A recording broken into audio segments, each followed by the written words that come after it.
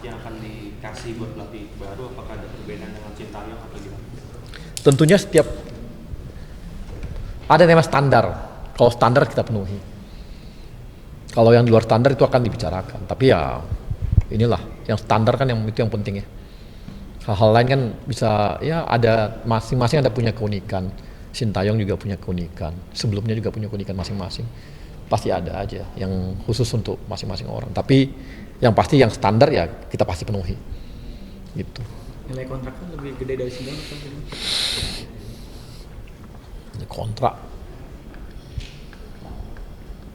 kan nilai kontraknya Sintayong tuh nggak sendiri, sepaket gitu ya. Yang pasti kita cari yang terbaik. Sebenarnya kalau Pak Erik itu berpikir untuk cari aman, mungkin beliau tidak melakukan penggantian pelatih.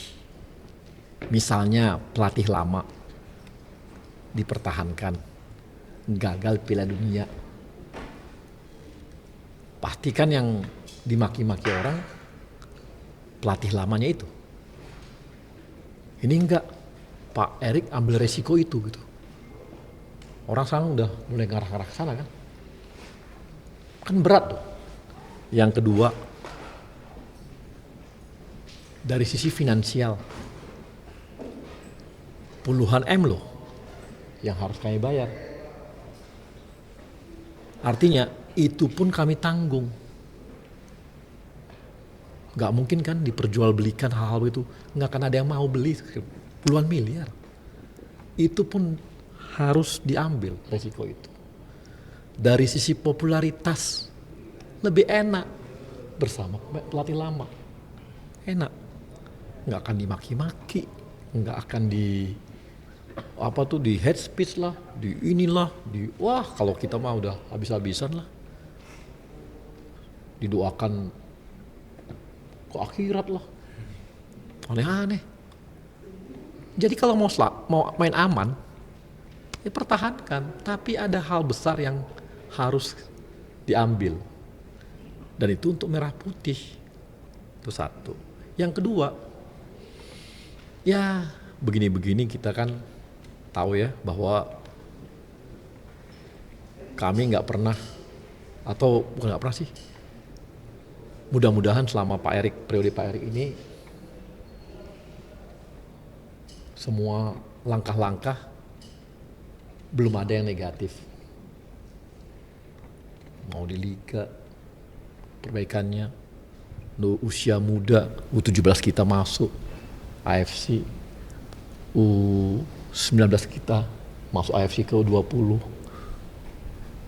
U23 kita senior, perempuan kita, artinya kan semua berproses nih. Ya, langkah-langkahnya bagus. Jadi kali ini tolong dipercaya aja. Langkah kami ini bukan langkah memang berat, tapi yang tadi itu kalau mau popularitas gampang, kalau mau cari aman gampang, tapi ada hal besar yang harus kami kerjakan. Dan gak ada untungnya. Apa untungnya coba? Untungnya cuma satu, untuk merah putih.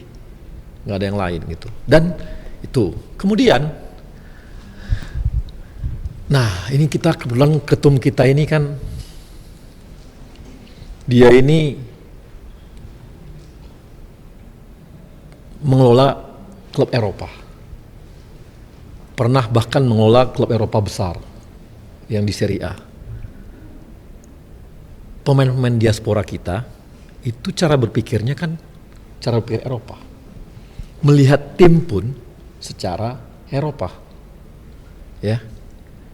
Jadi agak beda memang dengan cara kita lah ya, yang selalu berpikir head coach gitu. Beda ini. Coba lihat, kenapa di Eropa itu disebut misalnya pelatih itu manajer? Kenapa bisa disebut, ada ternyata pelatih technicalnya? Itu di Eropa terjadi. Jadi harus ada leadership di sana. Maka dicarilah pelatih yang punya leadership, yang pemain diaspora kita itu sangat hormat. sangat hormat, sehingga apa yang akan dia sebutkan itu akan diikuti oleh pemain-pemain diaspora kita. Dan pemain diaspora kita makin lama levelnya makin tinggi. Mereka tuh butuh pelatih yang mereka dengarkan. Ya itu konsekuensi kita pengambil pemain diaspora. Yang makin lama level makin tinggi. Bukan lagi yang standar, makin lama makin tinggi nih.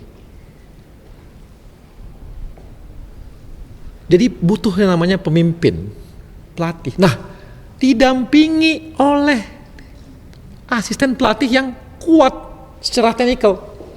Ini pun sudah dicari oleh Pak Erik.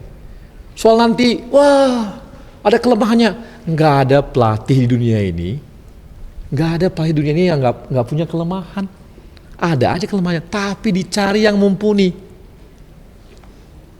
Pelatih tekniknya mumpuni. Ada dua itu. Jadi kombinasi inilah. Jadi Pak Erik ini membentuk yang namanya tim kepelatihan. Yang punya leadership, tapi ada juga yang punya kemampuan teknik. Nah, ini yang gaya Eropa ya begini. Akan beda kalau kita lihat cara di Indonesia yang selama ini dianggap head coach-nya itu ya udah seperti itu aja. Ini enggak, ini lengkap. Ini akan ada lengkap. Mudah-mudahan nanti coba dengar aja. Siapa nanti yang khusus asisten pelatihnya ini teknis. Yang pasti ya level tinggi lah di Belanda juga. Bagus lah. Maksudnya bagus lah, dari Belanda juga diambil. Yang punya prestasi meloloskan klub-klub masuk Eredivisie gitu. Jadi oke, mudah-mudahan ya. Jadi, nah asisten seperti ini yang lagi yang semua, jadi ini satu kesatuan. Satu dihargai, satu punya kemampuan teknis juga, yang lain dan sebagainya. Dengan seluruh tim yang lengkap, itulah yang diusahakan untuk membuat lengkap tim pelatihnya. Jadi ini agak berbeda memang. Pak Erik ini agak berbeda. Jadi cara berpikir beliau lah cara berpikir bagaimana mengelola tim sebuah klub, tim di Eropa, karena pemain diaspora kita makin lama, makin level tingginya makin tinggi gitu levelnya.